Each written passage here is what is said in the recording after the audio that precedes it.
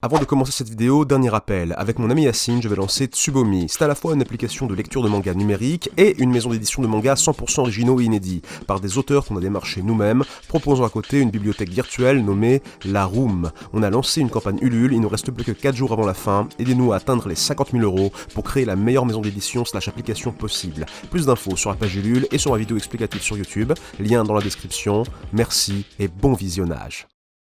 Quand j'étais petit, j'étais fasciné par le concept des passages secrets. Serait-ce possible que derrière un grand tableau se cache une porte dérobée vers de mystérieuses catacombes? Serait-ce possible que l'escalier de la cave puisse me mener vers un donjon enchanté? Est-ce que comme Alice, j'allais un jour pouvoir aller de l'autre côté du miroir? À défaut du monde miroir, quand j'étais clairement plus enfant sans être trop adulte, j'ai pu voir un autre monde de l'autre côté des écrans. Celui des animateurs, rendant notre monde plus magique en rendant le leur beaucoup moins. Naruto 132 et 133. Le cri des larmes tuait mon ami. Je ne me souviens plus si j'ai crié ou pleuré, mais j'ai senti l'amitié entre ces deux garçons s'affirmer pour mieux se briser, à travers une animation à la fois spectaculaire et viscérale. Oh, mais qui a fait ça? Quel est le nom du magicien qui est responsable de ce moment d'anthologie? Pas besoin de voler vers Rose pour le retrouver, il fallait chercher dans les cités englouties de Dailymotion. J'ai vu son nom sur le premier montage Sakugamad que j'ai vu de ma vie. Norio Matsumoto. C'était donc toi. C'était aussi toi dans One Piece le film 6, Hunter x Hunter 99 et Blood the Last Vampire. J'avais raison, le monde est rempli de passages secrets. Il est plus vaste que ce que l'épaisseur des murs et surtout de mon moniteur laissait à penser. C'est pourquoi je te comprends. Asakusa Midori. J'aime voir tes pulsions enfantines d'exploratrice, ta passion pour la découverte d'univers fantasmagoriques et l'émerveillement que tu as ressenti en réalisant devant Conan le fils du futur que derrière chaque dessin animé, il y a un artiste qui veut partager son monde parfait.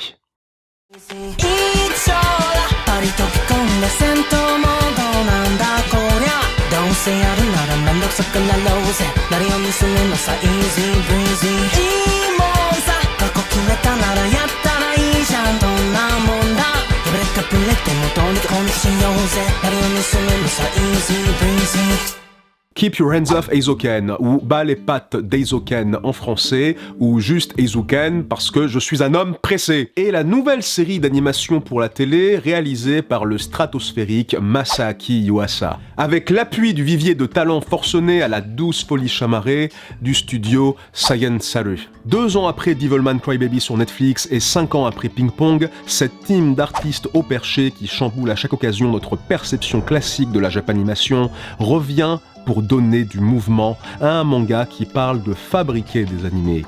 Pour ce média, on ne peut pas trouver meilleur sujet à adapter. Si l'angle du éminemment sympathique Shirobako était celui de l'industrie des animés et son cadre professionnel, ici, on se concentre davantage sur l'aspect créatif, ainsi que l'enthousiasme et l'émulation de groupe qu'un projet d'imagination est capable de générer. Asakusa est fan d'animé et désire en créer. Des univers incroyables sortent de son chapeau, qu'elle concrétise avec des croquis, des méca designs et des concept art aussi beaux que méticuleux. Avec l'aide de Mizusaki, une fille mondaine mais fougueuse qui préfère l'animation à la figuration, et Kanamori, une femme d'affaires en devenir qui veut un portefeuille aussi plein que son cerveau, elles forment le club de création vidéo Eizouken. Leur objectif, créer du dessin animé sans s'arrêter jusqu'à enfin rendre tangible le monde parfait dont elles ont toujours rêvé. Avec ces filles, la vie devient du Satoshi Kon ou du Hayao Miyazaki. Réparer le toit miteux du club devient une expédition dans l'espace. Expliquer le mouvement d'un moulin devient une opération commando. Et croquer un concept de véhicule devient une course-poursuite aérienne. Un peu comme Créature céleste de Peter Jackson, ces 3 filles arrivent à repeindre le monde autour d'elles de leur imagination débordante pour des scènes d'une beauté alternant entre le pittoresque et l'époustouflant. Couleurs aquarelles et pastels, textures papier crayonné, une animation alternant entre caractère et fluidité. Le reste de l'animé est artistiquement fort singulier et élaboré, mais ces séquences de conception artistique en particulier sont de toute beauté, aussi fantasmagoriques qu'immersives. Car ce ne sont pas des fantasmes fermés, des private jokes exclusives. Les filles veulent vous inviter dans leur monde sans jamais vous égarer. Elle vous explique le principe des tables lumineuses, des caméras multiplanes, les règles de l'animation, les images d'intervalle, les étapes de pré-production et les astuces pour rendre une scène dynamique avec peu de temps et d'argent. On apprend à composer avec les demandes de clients confus mais exigeants. On galère à trouver des sources de financement, on appelle à l'aide des artistes sous-traitants, on essaye d'expliquer sa carrière à ses parents et on comprend qu'autant que l'image, le son est aussi très important. On apprécie encore plus le monde autour de soi si les guides touristiques vous paraissent sympathiques. Ça tombe bien, ces 3 meufs, je les aime toutes. J'aimerais qu'elles soient mes amies. Je suis très triste qu'elles n'existent pas, j'ai besoin d'amis s'il vous plaît. J'aime l'excitation d'Asakusa, se changeant en gobelin sautillant, aux yeux brillants, à chaque fois que ça parle d'animation et de détails de lore pour ses univers. Elle crée des mondes fantastiques posés sur des croquis inspirés par ce qui l'entoure dans la vie. Les animaux, les décors, la nature. Miyazaki serait fier, j'en suis sûr. Lui qui disait que les otaku s'intéressaient trop à eux-mêmes et aux animés, et que pour créer de bonnes œuvres, il fallait observer son entourage, les gens et la réalité. J'aime la résolution de Mizusaki, bien décidé à prouver qu'un animateur, c'est surtout un acteur, capable de donner vie à n'importe quoi, aux grandes dames de ses parents qui apparemment préfèrent la voir dans des pubs de boissons fraîches que dans un studio de travailleurs forcés, roturiers, sous-payés. Elle ne cherche pas tellement à faire des animés, elle aime surtout faire de l'animation. Une nuance importante. Étudier et reproduire les mouvements, les rendre détaillés ou impactants, les rendre sous son crayon plus vivant, c'est ce qui la rend, elle, plus vivante. Et j'aime comment Kanamori est loin de l'archétype du producteur abusif qui récolte l'argent en laissant les talents se tuer seuls à la tâche.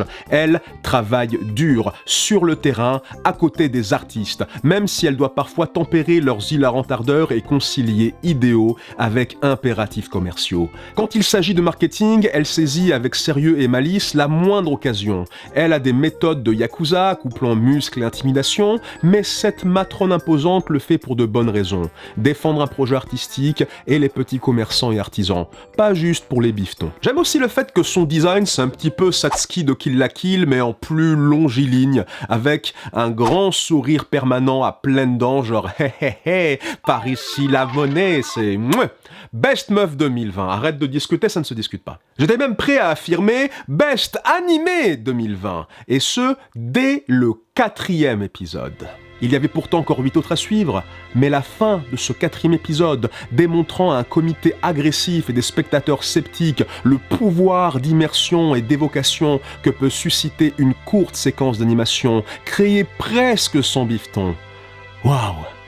On dirait déjà un climax, la glorieuse fin d'un film sur l'ascension de nouveaux talents.